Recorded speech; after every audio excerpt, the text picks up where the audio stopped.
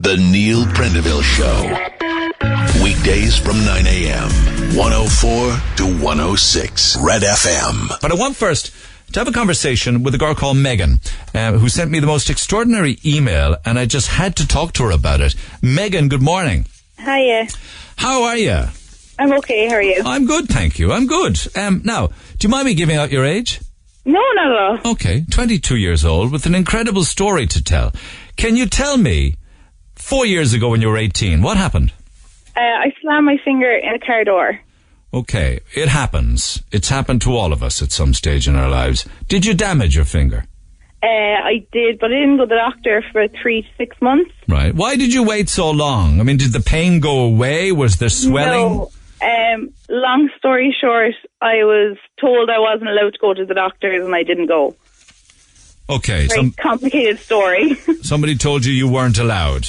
Yeah. So I won't go there, will I? Yeah, it was my father. He's left now, but he told me that I'd be grand. So when you're told that and you're terrified of someone, you just listen to them. All right. Okay. So you suffered the pain, did you? I did, yeah. And did it swell up? It swelled up. I couldn't move it. I had the blood going underneath the nail and the pressure. And then after 3 months, I went to the doctors and they told me I actually crushed it on impact. Yeah, so you were going around for 3 months. Did the nail fall off? No, I was hoping it would. So did you find that, what hand was it? My right hand. Did you find that you avoided using your right hand and you would compensate with the left, is it? Yeah. Yeah. So if you touched that finger, which one was it?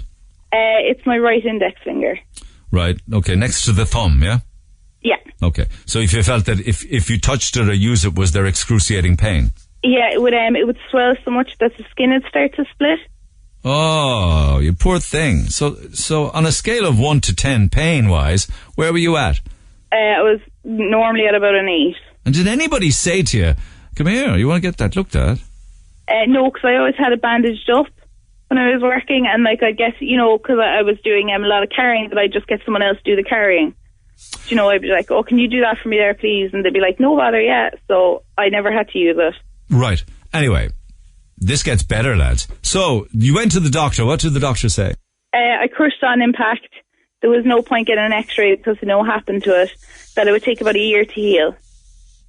So stay as you are, is it? You're over the worst of it? Yeah, and then a year later, I went back and they're like, oh, it'll take another year to heal. So I was like, okay, another year. So I hadn't used it in 2 years. And did you get any pain medication, a prescription to deal with pain from the doctor or anything like that? Just to ice it, just to take like Nurofen Plus or Solpadol or Solpadine or anything. Right, okay, so it was too late to splint it, no work could be done, nature would take its course. Okay, what happened next? So I went back after 3 years and I said, look, I've had enough now. I said, I can't move it, can't use it, it splits if it swells. I said, I want something done. So they sent me to a specialist.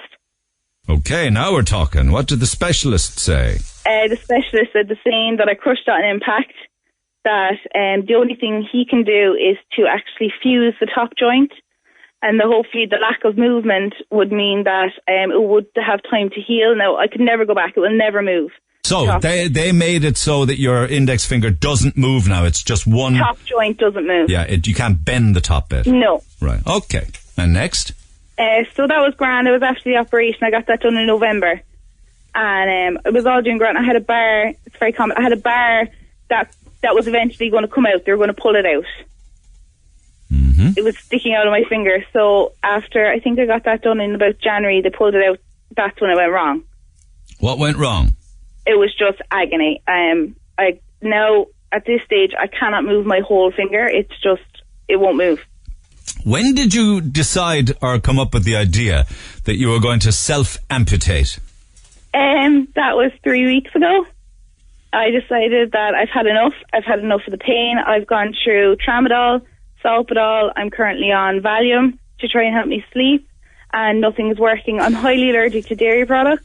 Were you prescribed Valium by your GP? I was, yeah. Right. Because I don't sleep. Did you say, is this the best course of action for me, Valium? Is there not another path that I could go down?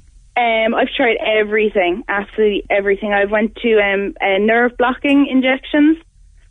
I got them done twice, and they're meant to work. And the first time it worked for half an hour, and the second time it actually made it worse. So a nerve blocking injection, fill me in on this. It would target the nerves on the finger and render them numb. They inject at the bottom of your finger to hopefully block all your nerves off so that you just get a little bit of a break. It's meant to last a good length of time, but it doesn't work on me. Okay, so okay. So. They told me I'm meant to get an injection that they inject you up the arm. That's meant to block the nerves on the bottom bit of your finger, but it's out of stock and they can't get any in stock. Right, so you couldn't sleep with the pain. I still can't sleep with the pain, no. Okay, so then you decided, listener beware, so then you decided to Google how to amputate a finger. Yeah. Right, tell me a little bit about that. Now this is desperate. You're at desperation stakes at this stage. Yeah, everyone was like, Meg, you're not going to do it. I said, look, I've just about had enough now. I've really had enough. I can't sleep. I can't do it. I haven't worked, because I work 2 jobs. I can work my full-time job as a carer, so I can get around the house with that, but I work part-time in the local supermarket, and because it means checkouts or internet shopping, I can't do it because you'd end up injuring yourself. So I said, right, I've had enough now. I want to go back to work. I want to start to have a life again. So I Googled how to do it, and everyone says that if you chop it off with an axe, you actually get rid of the finger. So I thought, that's usually the result when you take an axe to your finger. But ahead of that, you thought about tying it off. Oh no, that was second. That was my second attempt. Go ahead. No, my first attempt was the axe. So I Googled how to do it. So I duct taped down my good fingers so I couldn't hit them, and I tied a tourniquet on it with a hair bobble. Tourniquet is cutting off the blood supply with what, string? A hair bobble. Very tight? Very tight. And like at this point I was in agony, but in my head I was saying it's going to come off, it's going to be better. I iced it to try and numb it. And I washed the axe, I soaked the axe in Dettol, and I brought out a tea towel and I put my axe, we have a giant log outside, and I put my finger on it, and Were you alone? No, my mother was in the house. I just didn't tell her. She didn't know. She'd have stopped you very fast, I can tell you. So you didn't have anyone with you witnessing this. Okay. No. So I swung the axe, and unfortunately, I actually have wire inside my finger where the top joint is, and I missed. I hit the wire, so it went through to the bone, but it didn't cut through the bone because I hit the wire, and it flung back out. Yeah. And then all I did was scream in pain, and my mother found out and rushed me up to A&E, and they were going to say we have to put stitches in it to stop the bleeding. And of course there I am in absolute agony. Ma said no stitches, because you can't touch the finger. So what stitches will go in, they have to come out, and that means you'll have to touch the finger, so you're not doing it. So they gave me anesthetic, but that didn't work either, and they were trying to clean it off, which made it 10 times worse. Did you tell them? Did they know that you had tried to cut it off with an axe? Okay. The doctors really mean at the start, but when I explained why I did it, they kind of went like, oh, okay, I understand. You shouldn't have, but I understand. What do you mean? He was just like, you shouldn't be doing this. This is your finger. You're ruining your life doing this. But I said in my head, I was psychologically ready to lose my finger. I'm ready to get rid of it. And did anybody say to you, listen, you need maybe to talk to somebody and see how you're getting on psychologically? I was offered a psychological evaluation, and I said, yeah, of course, yeah, because I can explain to them that can they shower? Can they put on their own clothes? Can they stick on a kettle without having to use one hand? Can they carry 2 cups around the house? And that appointment never came true. I was meant to get an appointment where you do the mirror box if someone's after having an amputation, where they put their good hand in to try and convince themselves that they have 2 good hands. No, I don't know anything about that, but what I do know is that maybe somebody should have met you there and then before you ever left the hospital to chat through with you, how you were feeling emotionally, what was going through your head, give you a little bit of counselling in that regard. You see, Megan, if you chop your finger off, you lose the finger, but you don't lose the pain. Well, in my head, I was taking it off. Yes, but the pain of finger loss is the pain that just replaces the pain that you were trying to get rid of, you know? Yeah, but in my head there was an end to it. Where at the moment there's no end to it, but in my head, if I chopped it off, it'd be in agony for a few weeks, but at least then it would heal and I'd get a life back. Okay, so you went home. I went home, took a load of painkillers, went to bed. That healed after a while. I kept banging it, of course, and it kept bleeding even more and sticking to the bandage. And I thought, that's grand. And then I decided that no one's listening to me. I went back out to my doctor. He actually listened to me this time. And that's when he gave me like the Valium and stuff, and that worked once. It sent me to sleep once, but after that your body kind of gets immune to it. Right. It's supposed to do a lot. It's supposed to do more than just send you to sleep. It's meant to relax your muscles, relax your nerves. Yeah, and but it doesn't. It doesn't. Well, like the night I fell asleep, I woke up, but it was like the pain was after waiting until I wake up to come back. But you could have been woken by the pain. Exactly, yeah. Okay. Yeah. So this self-amputation episode, how long ago was that? 3 weeks. Okay. And how have you been over the last 3 weeks since you started on Valium and came out of A&E? Awful. I've still been in a lot of pain. I actually have anesthetic plasters that you're meant to put on your finger, but because it means touching the finger, I can't put them on. Because you just cannot touch the finger. I can't get heat, cold. I just cannot. It's it's oversensitive. It's about 10 times more sensitive than anything. You haven't tried anything since the amputation? I have, yeah. Oh, what? So I googled again, what's an easier way, because the axe was quite scary. Your body kind of tries to stop you. And I tied it off. It says after 4 hours your finger will die. You tied it off with what? String and a bobble. Okay, and that meant that the blood supply to the finger was stopped. The finger now will swell. Yeah. Yeah. What's going to happen? Black. Yeah. Okay. But this should even make the pain worse. It did. I thought it would die and the pain would go, but I was wrong. So I decided that I will leave it on, and I tried it on for 7 hours, and after that I had to give up because I was screaming. And when I untied it, I got very upset that I was after giving up and I was after failing.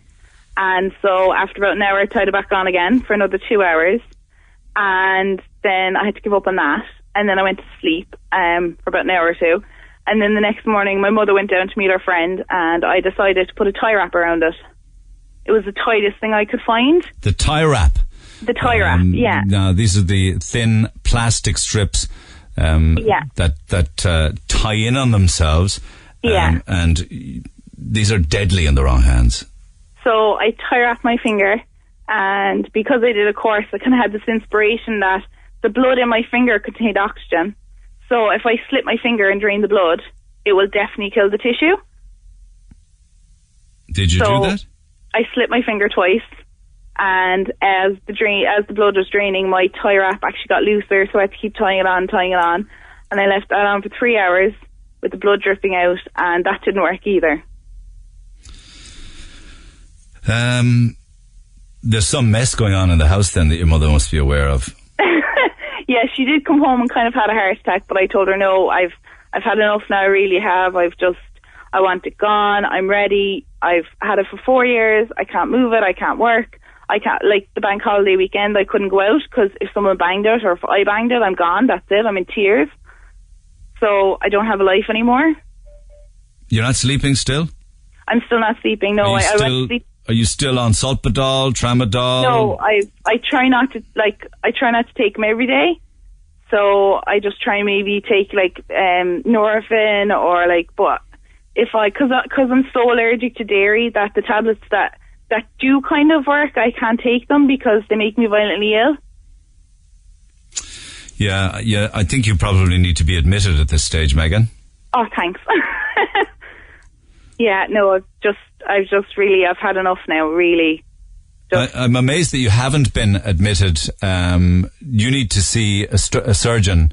You probably... I have actually last Monday now. It took us 2 weeks to get on to his secretary, which, my mother's there crying on the phone to the woman saying she's desperate. And he says that the operation, they have to take the wire out, that might be the source of the pain. and that he will investigate the finger, but that won't be for at least another 7 weeks. All right, okay. I'll call them at 12 o'clock when we get off the air here, all right? Okay.